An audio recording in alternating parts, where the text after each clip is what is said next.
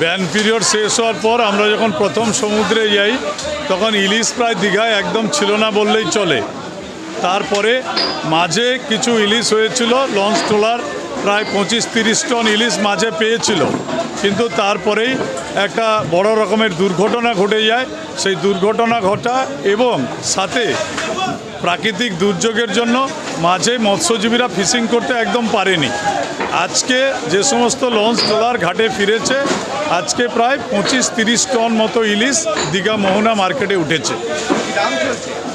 দাম আজকে যা বাজার রেট আছে এরকম, 1 কেজি 900 গ্রাম ইলিশের যা সাইজ তাতে 1300 থেকে 1350 টাকা, 600, 700, 800 গ্রাম সাইজের ইলিশ 1200 থেকে 1250 টাকা, এবং তার নিচে যে মাছগুলো 400, 500, 600 এগুলো বিক্রি হয়েছে 900 থেকে 950 টাকা।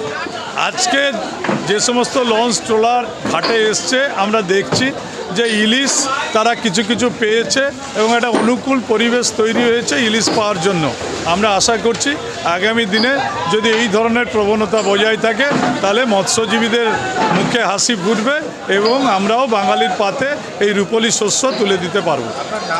আমার নাম নবকুমার পয়রা, আমি vice chairman Digha fisherman and fish traders association. Follow এবং সাবস্ক্রাইব করুন সত্য ও নিরপেক্ষ খবরের সাথে কোলাঘাট বার্তা।